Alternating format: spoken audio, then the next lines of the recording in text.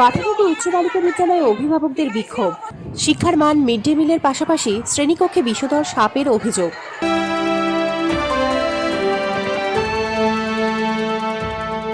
27 জুলাই দক্ষিণ চব্বিশ পরগনার মহেশতলা থানার অন্তর্গত বাটানগর উচ্চ বালিকা বিদ্যালয়ের সামনে সোমবার দুপুরে বিক্ষোভে সামিল হন অভিভাবক অভিভাবিকারা। দীর্ঘদিন ধরে একাধিক সমস্যার সমাধান না হওয়ায় তারা এই প্রতিবাদে নামেন।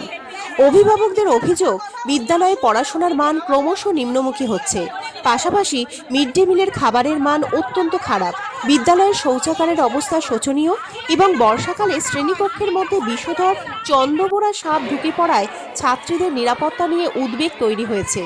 এছাড়াও বহু ছাত্রী এখনো কন্যাশ্রী প্রকল্পের সুবিধা পাচ্ছে না বলেও অভিযোগ তোলেন তারা। অভিভাবকদের দাবি, দীর্ঘদিন ধরে বিদ্যালয়ের দায়িত্বপ্রাপ্ত টিআইসির কাছে অভিযোগ জানানো হলেও সমস্যার কোনো স্থায়ী সমাধান হয়নি। সেই কারণে সোমবার স্কুলের সামনে বিক্ষোভ দেখান তারা। ঘটনাস্থলে উপস্থিত হয় মহেশতলা থানার পুলিশ। বিদ্যালয়ে টিচার্স ইনচার্জ চম্পা দাস চৌধুরী জানান, অবসরপ্রাপ্ত শিক্ষক শিক্ষিকাদের শূন্যপদ পূরণ না হওয়ায় বিদ্যালয়ে পর্যাপ্ত শিক্ষক নেই। এছাড়াও মিড ডে মিল ও বিভিন্ন সরকারি কাজে বিদ্যালয় ব্যবহারের ফলে একাধিক বিল বকেয়া রয়েছে। এই সমস্ত সমস্যার কথা ঊর্ধ্বতন কর্তৃপক্ষকে জানানো হলেও এখনও সমাধান হয়নি বলে তিনি জানান। আমি নবনীতা রায়, আমার বাচ্চা বাটানগর গার্লস হাই স্কুলের ক্লাস 7 ছাত্রী। আমরা আজকে স্কুলে আন্দোলন করছি, আপনারা দেখছেন।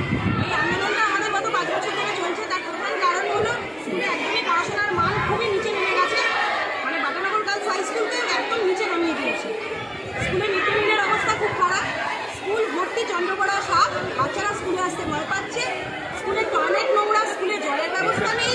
বাচ্চারা, যেহেতু এটা গার্লস স্কুল, বাচ্চারা অনেক সকালে আসে, তারা বিকেল 4:30 ছুটি হয় তাদের, তারা এতক্ষণ কিন্তু টয়লেট চেপে রাখে। অনেক সকালে কটার সময় আছে? সকালে 10:30টার মধ্যে বাচ্চারা ঢোকে, 15-11টার ক্লাসে। 4টের পরে 4:30 ছুটি হয় আমাদের ক্লাস 7। বাচ্চা এখান থেকে বাড়ি গিয়ে তারপরে বাচ্চা টয়লেট করে, এই জন্য বাচ্চারা অসুস্থ হয়ে যাচ্ছে অনেক বাচ্চা। আর আমরা যদি কোনো রকম প্রতিবাদ করতে যাই, আমাদের যিনি বাটানগর গার্লস হাই স্কুলের টিআইসি রয়েছেন, উনি প্রত্যেকটা ব্যাপারে আমাদের সঙ্গে কিন্তু অসহযোগিতা করছেন এবং উনি আমাদেরকে উল্টে আমাদেরকে শাসাচ্ছেন যে উনি এখানেই থাকবেন, এখানেই করবেন, আমরা যা করতে পারি করে নেব।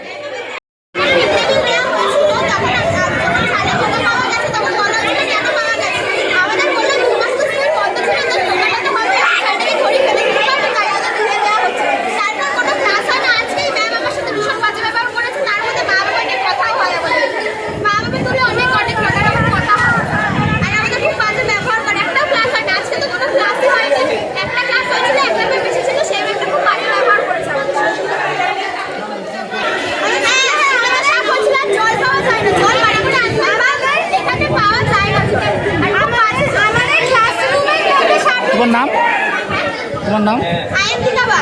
কোন ক্লাসে পড়ো? বলছি যে ক্লাস হয় না মানে আমাদের টিচার, যারা সরকারি টিচার একবার রিটায়ার করে গেলে তার জায়গায় টিচার আসতে হবে, তবে কিন্তু তিনি ক্লাস করাতে পারবেন। টিচার যত আমার কমে যাচ্ছে, সেখানে তো আমার তো দেখাই যাচ্ছে অসুবিধা হচ্ছে। সেই অসুবিধাটা সবাইকে মেনে নিতে হবে। এটা শুধু আমার স্কুল বলে নয়, সব স্কুলে কিন্তু এই একই সমস্যা। অবশ্যই আশা করছি টিচার এবার হয়তো চলে আসবে, যেহেতু এখনও অনেক রকম নোটিশ হচ্ছে টিচার আসার জন্য। তো আমরা তার অপেক্ষায় রয়েছি। আমরা নিজে থেকে কিন্তু কোনো টিচারকে আনতে পারি না, কাউকে বলতেও পারি না যে আপনারা এসে পড়িয়ে যান। নতুন সরকারের বিদ্যাঞ্জলি একটা প্রকল্প এসেছে, সেখানে যদি কেউ চান তাহলে কিন্তু স্বেচ্ছায় পড়াতে পারেন। যদি তারা আমাদের সঙ্গে যোগাযোগ করেন তাহলে কিন্তু পড়াতে পারেন, পড়ানোর কোনো অসুবিধা নেই। এই সমস্যাটা যে প্রথম থেকে ছিল এরকম নয়, রিটায়ার একজন করে যাচ্ছে, আর সমস্যাটা কিন্তু বর্তমানে কতজন টিচার আছেন? বর্তমানে আমাদের এখন 12 জনের মতন আছে। মানে এরা কি টিচার?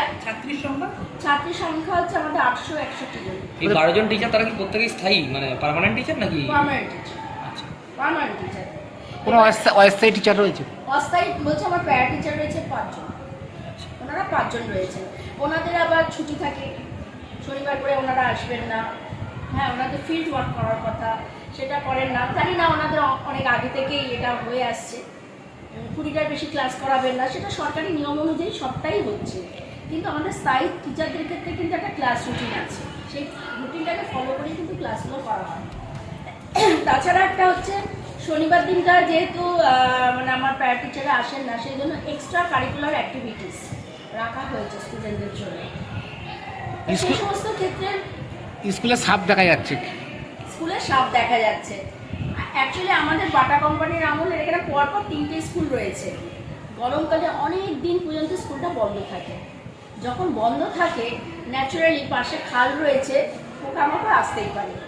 যখন এখানে কোনো স্কুলে কেউ একজন যদি থাইমেট দেন, তাহলে কিন্তু পাশাপাশি অন্য স্কুলগুলোকেও জানাতে হয়। আমার পাশের স্কুলে থাইমেট দিয়েছেন, আমাদের কিন্তু জানানো হয়নি।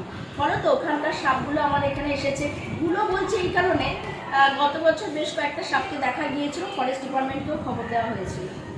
ওনারা এসেছিলেন, চন্দ্রবোড়া সাপ, বাচ্চার সাপ আর কি এসেছিল। তো তারপরে সেটা শুনে আমাদের এখানে যিনি কাউন্সিলর ছিলেন কৃষ্ণ ঘোষ মহাশয়া, তিনিও থাইমেট দেওয়ার কথা বলেছিলেন। থাইমেট দেওয়া হয়েছিল এবং তারপরে সাপ কিছুটা কমে যায় গরমের ছুটিতে। এবার অভিভাবকদের অভিযোগ বাথরুম পরিষ্কার করা হয় না, বাচ্চারা বাথরুমে যেতে পারে না। বাথরুম পরিষ্কার করা হয় না, আমাদের যিনি গ্রুপ ডি ছিলেন তিনি রিটায়ার করে গেছেন ডিসিআরসি ফেব্রুয়ারিতে রিটায়ার করে গেছেন। তার জায়গায় কিন্তু কেউ নেই। ডিসিআরসি হয়েছিল সেই সময় আমার স্কুল প্রচণ্ডভাবে নোংরা হয়ে আছে। এই সময় ওনারা বাথরুমগুলো ব্যবহার করেছিলেন। বাথরুমের দরজা, ওয়াশরুমের যতগুলো দরজা ছিল ভাঙা হয়েছিল, আমি সেগুলোকে বলে বলে ওনাদেরকে ঠিক করিয়েছি। কিন্তু যে সুইপার তিনি তো নেই, একজনকে অস্থায়ীভাবে রাখা হয়েছে, প্রায় 1.5 মাস উপর হয়ে গেল তিনি কাজ করছেন এবং মেয়েদের কিন্তু কোনো অসুবিধা হচ্ছে না। কিন্তু অভিভাবকদের অভিযোগ আছে, এর পাশাপাশি শিক্ষিকাদের যেমন অভিযোগ রয়েছে যে তারা 6 মাস বেতন পাচ্ছে না, অস্থায়ী যারা। এই বিষয়টা নিয়ে আপনি কিভাবে দেখছেন? যারা 6 মাস ধরে বেতন পাচ্ছেন না বলছেন, এর আগে তো অনেক সমস্যা রয়েছে। স্কুলটা ম্যানেজিং কমিটির দ্বারা চালিত হয়, শুধুমাত্র হেড যে চালান তা নয়। আমি একজন টিআইসি, ম্যানেজিং কমিটি কিন্তু চালান স্কুলটাকে। সেক্ষেত্রে ওনারা যেটা বলছেন, বহুদিন ধরে ওনারা স্যালারিটা পাচ্ছেন, রিমিউনারেশনটা পাচ্ছেন না। ওই সিগনেচারি অথরিটি যারা থাকবেন তাদের সবাইকে কিন্তু সিগনেচার করতে হয়। সেখানে আমি একা সিগনেচার করলে হবে না, তাকেও সিগনেচার করতে হয়। এটা আমাদের ডিআই স্যার থেকে শুরু করে সবাই জানেন যে আমাদের এখানে মানে অ্যাডমিনিস্ট্রেটর বসাবারও কথা হয়েছিল। উনি মিটিং অ্যাটেন্ড করতেন না, ওনার পছন্দ মতন এজেন্ডা দিতে হতো, সেটাই তিনি করতেন, তবে তিনি মিটিংয়ে আসতেন। তিনি যদি সিগনেচার না করেন বিলগুলোতে, তাহলে তো বিল পাস হবে না, তাহলে পাস হয় সেই কারণেই বকেয়া, সেই কারণে বকেয়া রয়েছে। এবার এখন যেটা হচ্ছে, এখন যিনি আমাদের অ্যাডমিনিস্ট্রেটর মানে হয়েছে তার সঙ্গে তো আলোচনা করতে হবে। তারা টেম্পোরারি, তারা কিন্তু টেম্পোরারিদের তাদের কতটা মাইনে দেওয়া যাবে কি যাবে না, স্যালারি করা যাবে কি যাবে না, সেগুলো তো ডিসিশনের উপর নির্ভর করে। টেম্পোরারি কেউ ঢুকে থাকলে তো তাকে তো রেমিউনারেশন দিয়ে দেওয়া যাবে না। আমাদের টেম্পোরারি কি রাখার নিয়ম আছে? এটা হচ্ছে আমার একটা প্রথম প্রশ্ন ছিল, যেটা আমি বিকাশ ভবনের জন্য গিয়েছিলাম, যে টেম্পোরারি রয়েছে। আমাদের সাবজেক্ট পারমিশন করা হয়েছিল, কিছু সাবজেক্ট রাখা হয়েছিল, তাই কিছু টিচার রয়েছে, কিন্তু টেম্পোরারি রাখার কথা নয়। তো আমরা যারা পার্মানেন্ট স্টাফ রয়েছি তারাই কিন্তু এই ক্লাসগুলো করবো। এবার যদি টেম্পোরারি রাখতেও হয়, সেটাও কিন্তু ওই ম্যানেজিং কমিটি তাদের ডিসিশনে হবে। আমার শুধু একা ডিসিশনে কিছু হবে না। এবার এখন নতুন যারা পরিচালন কমিটিতে আসবে তারা ডিসিশন নেবে, সেই কমিটির আসার অপেক্ষায় রয়েছি। তারা এলে অবশ্যই আমার মনে হচ্ছে কোনো একটা সুরাহা হবে। বর্তমানে কি নতুন অ্যাডমিনিস্ট্রেটর হিসাবে কেউ নিয়োগ মানে কেউ রয়েছেন যে যিনি ওনার কাছে খাতাপত্র নিয়ে যাওয়া হবে। বুধবার উনি এই দায়িত্বটা নেবেন, বুধবার ওনার কাছে খাতাপত্র নিয়ে যাব। যেহেতু অ্যাজ এ টিআইসি আমি এখানে রয়েছি, এইচএম নই, কিন্তু আমাকে অনেক কাজ করতে হয় এবং এই খাতা আমাকেই নিয়ে যেতে হবে। স্ট্যাম্পটাও কিন্তু অনেক বলে বলে আমাদের একজন টিচারের ওই অ্যাকাউন্ট মানে হয়েছিল, ফ্রড কেস হয়ে গিয়েছিল, অনলাইন ফ্রড কেস, তার জন্য তখন স্ট্যাম্পটাকে করানো হয়েছে। সিগনেচারি অথরিটির জন্য একটা স্ট্যাম্প করাতে হয়। আমি টিআইসি, আমি নিজের টাকা দিয়ে আমি তো অনেক টাকা স্কুলের সঙ্গে ইনভেস্ট করেছি, কিন্তু এরকমভাবে প্রতি ক্ষেত্রেই যদি আমি আমার টাকা দিয়েই কাজ করে যাই, আমার যদি বিল পেমেন্ট না হয় তাহলে তো মুশকিল আছে। আমি টিআইসি, আবারও বলছি আমি কিন্তু টিআইসি, আমি কিন্তু এইচএম নই।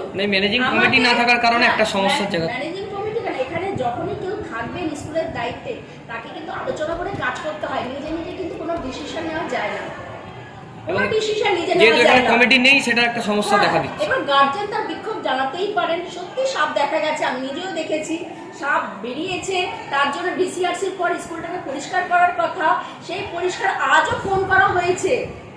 এই যে কাঠ রাবিশ পড়ে আছে, আমার স্কুলে একটা জানলা দেখবেন না আস্ত আছে, ডিসিআরসির সময় সব এসি বসানো হয়েছিল, আচ্ছা এটা অফিস হয়েছিল, তাহলে সেই জানলাগুলো ঠিক করার কথা, কাজগুলোকে ঠিক করার এগুলো কি কথা। ইলেকশন কমিশন থেকেই করে দেয়?